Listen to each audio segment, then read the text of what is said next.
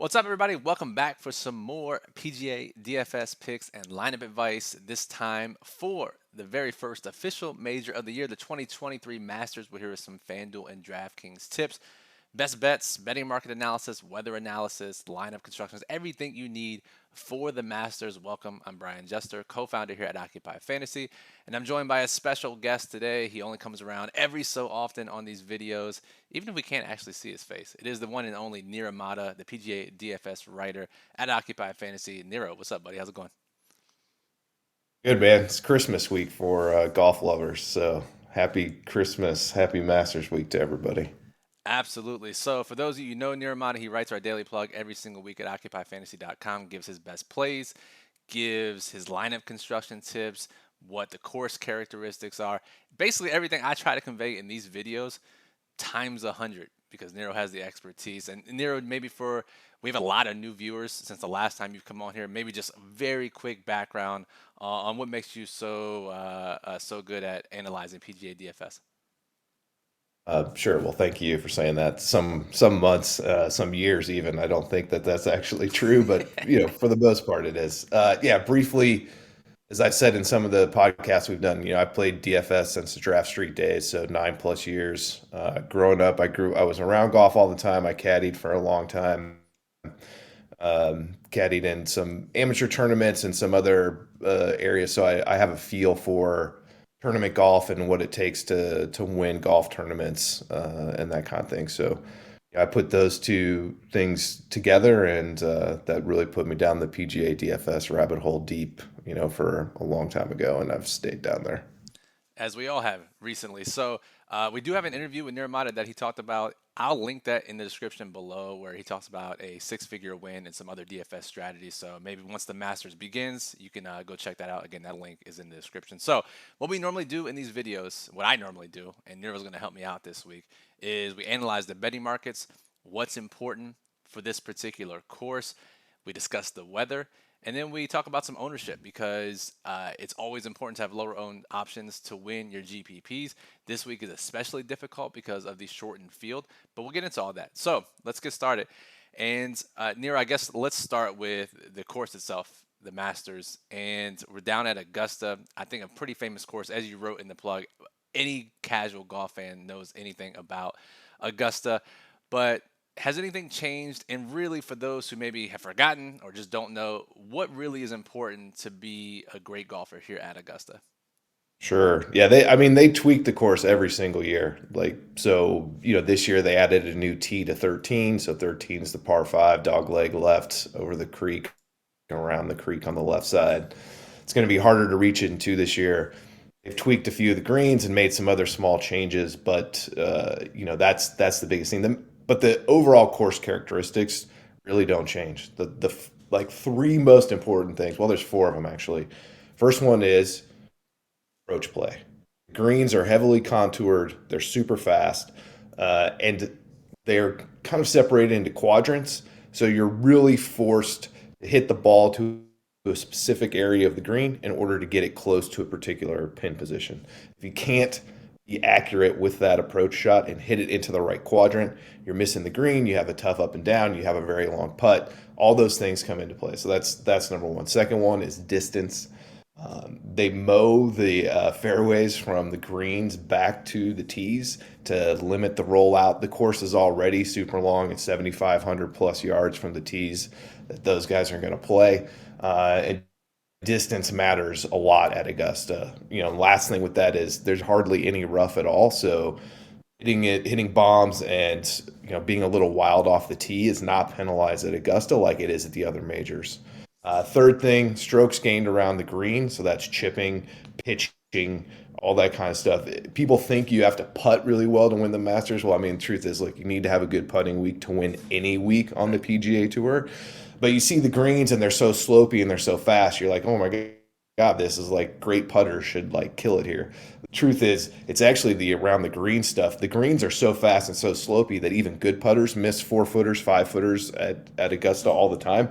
So it kind of negates the overall putting skill, but the pitching and chipping skill is huge. And then the last factor is course history. It's unquestionably the most predictive course on tour. Data Golf tells you that very clearly in their data. So, if you were doing models, weighting things in your head, it's distance, or excuse me, it's approach play, distance, third place strokes gained around the green, and fourth place course history. And they're pretty equally important with a little more weight towards the accuracy and distance. Now, not Niromada, the PGA DFS player, but Niromada, the actual golfer. Which of these characteristics, Nero, would suit you the best at Augusta? The people that know me who listen to this are laughing right now. Probably the strokes gained around the greens. I'm not very accurate with the irons. I'm not super long. I'm working on getting longer, but yeah, my short game would be the best part of my golf game. Aside from the distance, aside from the approach, fantastic golfer, Nero. Yeah, So, totally. Aside from the important stuff, I'm awesome at golf. oh man, you and me both. So you mentioned the course history, right? And we always hear this narrative about usually Masters winners have played here. I think 3 times is the magic number, at least 3 times. Uh, there's a certain amount that you have to play here to be successful. But obviously, we can't fill our DFS lineups with all guys that have played here all the time, and we'll get lower ownership on guys who have never played here before. Really, the course history is especially true and especially important, I would imagine, for the most expensive golfers, and if you're just betting the tournament, right? Mm-hmm. 100%. It generally, I think there's a quote from Jim Furyk somewhere that says like it's the only course on tour where every single time you play it, you learn something new. Wow. So yes, it makes a difference for those expensive guys, but there, if you look back through the history of PGA DFS, which is what we're trying to do this week, those winning lineups, there are first timers, scattered throughout those GPP winning lineups every single year, and it's because of the dynamic you mentioned. You get pretty low ownership on most of those guys because again, the field plays like, oh, I don't want to play a first timer at Augusta. And generally speaking, you're right. Those guys aren't winning, but they don't need to win to make a winning GPP lineup. That is for sure. And we'll discuss ownership towards the very end of the video, so make sure you stick around because it's very important, especially for this week. Now, historically, as you mentioned, we do go back and look at historical winners. And Nero, for majors, we have seen the most profitable approach be to build balanced lineups. That is fading the 10K golfers, playing a more balanced approach because we get these deeper fields and we get so many great golfers in the 7K, 8K, 9K ranges. Do you think that changes any at all this year, given some of the live guys coming in, given everything we know? Do you think balance is still the best approach? And then secondarily, the Masters is much different than really most PGA events, but also other majors in the fact that it is such a smaller field, such a large portion of the field makes the cut. And it ends up being like a no cut event almost because the 6 out of 6 percentages are so high. So, given all that, what is the general strategy that we're looking at this week when it comes to lineup construction? Yeah, there's 89, 88 guys playing the Masters. When you look at the fact that they have to invite past champions and they have some funky amateur qualifying criteria to get the invitations. There's really only about 75-ish guys that have a realistic chance to make the cut. The cut is low 50 in ties, so there's probably about 55. So you're looking at 70, whatever, 75, 74% of like the realistic players to make the cut will actually make the cut. So for those of you that have played PGA DFS for a while, it's very similar to those WGC fields where it was, a limited field of 75-ish players, no cut, that kind of thing. So it does condense the ownership. It's not going to be as spread out. It is harder to find sub 5% plays that are actually have a realistic chance of like making a winning GPP lineup. So while I do still prefer to build balance, and my dominant style for my Masters builds is going to be a little bit more balance in the field, this is the one major of the year where I do get decent exposure to the guys at the top of the market because of the smaller field and the condensed ownership. And simply the fact that when you look at the stats, like it is almost always very like the top 10 is just chock full of guys usually that are in the upper end of that price range. And again, it's like that is function. It's partially a function of the course and the course history and all the things you mentioned, but it's mostly a function of smaller field, just the like top 50 players in the world, roughly, plus a smattering of amateurs and past champions and that kind of thing. So yeah, I mean, still balanced, but I will get more of that high end exposure in this major than I do in the other three. Totally fair, and that makes a ton of sense given everything we know about the size of the field. All right, let's talk about the betting markets. Every week in these videos, I look at the sharp sports books. We track them. We have three or four that we monitor, and we look at the odds to win for all of the golfers. And if a golfer's odds to win have improved at every single sharp sports book, we call them an overlap play, a sharp play, a trifecta play, whatever you want to call it. Basically, sharp groups, sharp sportsbooks are in agreement that this golfer's odds to win are better than what they were when the markets open. Generally, we get lower ownership on these guys. Generally, we get higher cut percentages, and we actually get higher win percentages historically from golfers in this group. And Nero, we actually have 6 guys already that fit the bill. We'll probably have some more later this afternoon. I'll put the final list in Discord this evening around 8 or 9 o'clock. So, Nero, here's what I'll do. I'll name the 6 golfers. You just give me their thoughts on them, their ownership, what you're expecting from them this week. So, first golfer on the list is someone that you wrote up in the plug, and we are tentatively excited to play, and is part of a major storyline for this major, is Dustin Johnson. Yeah, you look at uh, Dustin's price on DK sub 9K is $8,800. He's projected for single digit ownership. I'm sure that's probably where he's going to end up in the single digits. And yeah, I will be playing. I will be playing Dustin, and I will have too much of Dustin. There's basically no question at this point. Hard to argue it. Another guy on the list with much higher ownership this week is Tony Finau. Yeah, another one, another player that I wrote up. Like, Tony is just an amazing course fit for Augusta. The things that he does well, really correspond well to what you need to do well to win at Augusta. In my own field rankings that don't take into account market odds or anything at all. Like, he's a top five at this course. So yeah, I will have good chunks of Tony as well. Next one on the list is Patrick Cantlay at 9,500.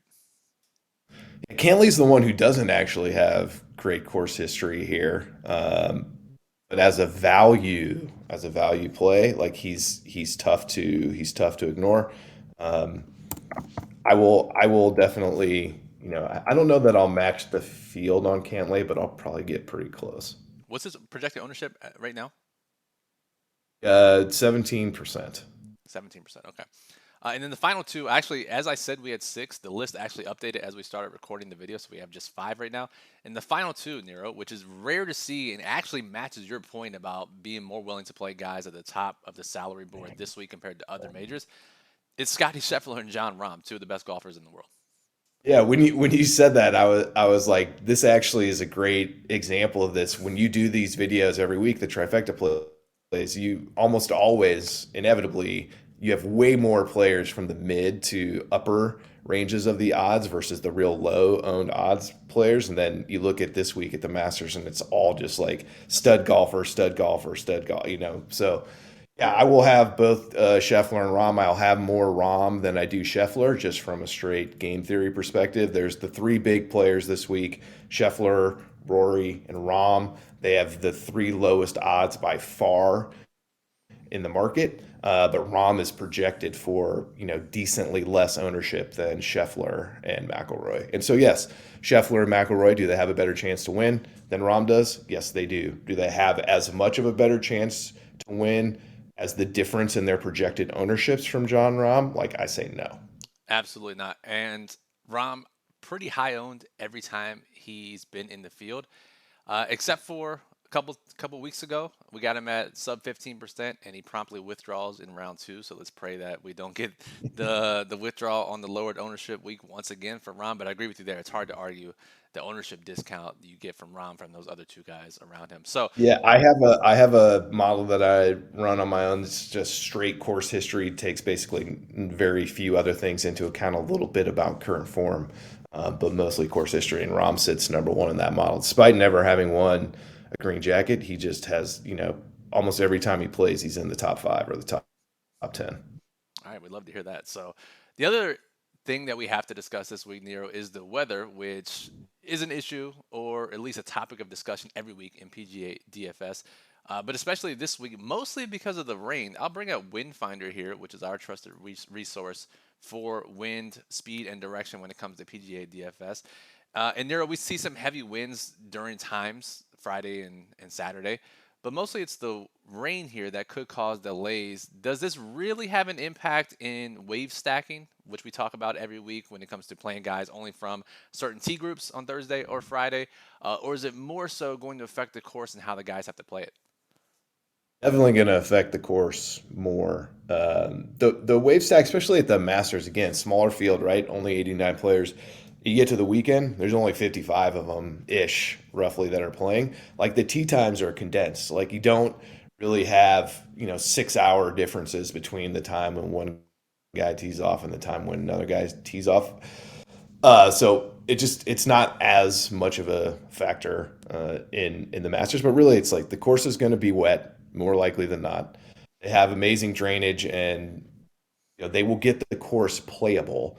They will not, in my opinion, be able to have it as firm and fast as they want it to be for Friday, Saturday, and most likely on Sunday. I mean, Saturday looks like it's going to rain like all day. So, it just depends on how much they have to delay it, how much they keep playing. Really, it's just going to be the course is going to play longer, and the distance guys who already have an advantage at Augusta should just theoretically have an even bigger advantage. And maybe it negates a little bit of that short game skill because the greens are wet and the pitching areas are wet. So, it doesn't. When things are firm and fast, it magnifies your errors when you don't have a great short game. When it's slow and wet, you can get away with not having as good of a short game because your errors don't get magnified.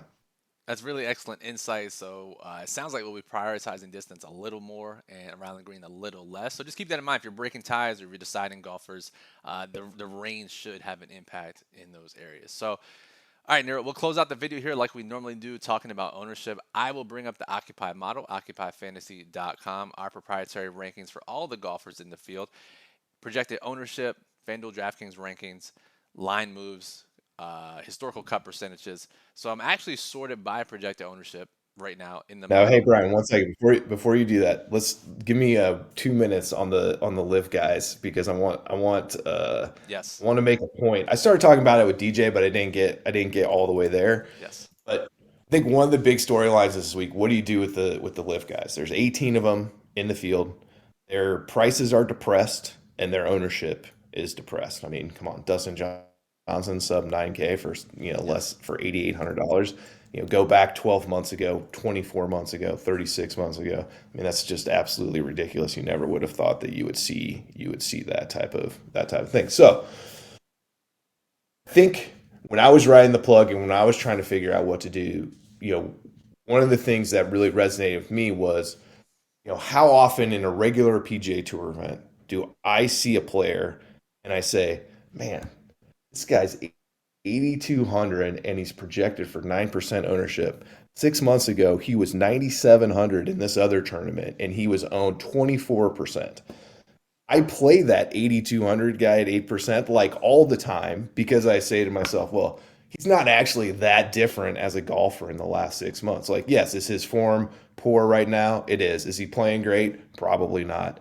But that difference in the ownership and the salary is you're more than compensated for that risk. So I was like, if I play that guy all the time, then I should not be afraid to play the live guys, in this tournament. Is there extra risk? Absolutely. Are they probably competitively rusty? Most likely the answer is yes. But again, we're trying to play a game against other people.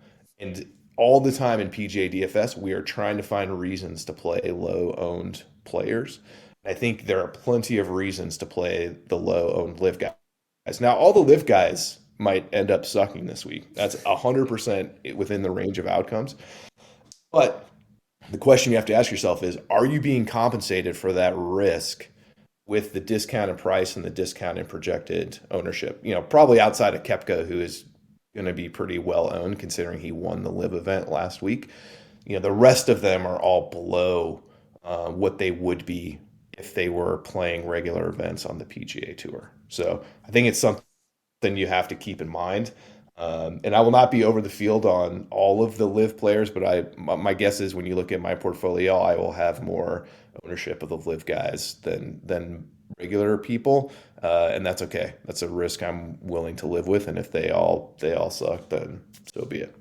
I think you just have to, right? And we can question their decisions to go to live, right? We can discuss their competitive rust, as you mentioned. But one thing that's really unquestioned is the fact that all these guys are high level professional golfers who want to win, right? And whether you've listened to their press conferences, whether you watch Full Swing on Netflix or whatever it is, you see behind the scenes, like these are competitive. You don't get to this point without being competitive. So they're going to come here. They're going to play whether doesn't matter how much money they've made at Live. And like you mentioned, even a guy like I know you and I were talking off air earlier, like even a guy like DJ, you don't think he wants to prove a point, right? You don't think he wants to come in and battle these guys, right? So, we can question everything about what they've been doing for the past 6 to 12 months, but Nero, I don't think we can question that these guys want to win, and we're not going to get max effort from these guys. 100%. Professional athletes, if as everyone who plays PGA DFS knows, they look for any reason to manufacture a chip on their shoulder or to find a reason to get extra motivated. All these, they all already have it. Yes.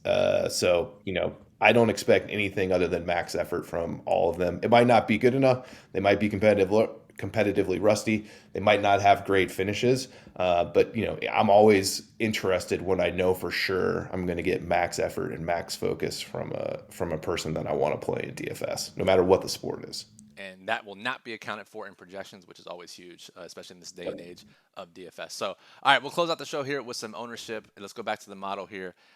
We have 6, 7 guys projected 20% plus, a handful more, 15% or more. Like you said, ownership does condense on a week like this. Just give me a few names, Nero, guys, 15% or higher that you're willing to match, go over the field. You feel confident that's okay to play them as chalky options this week.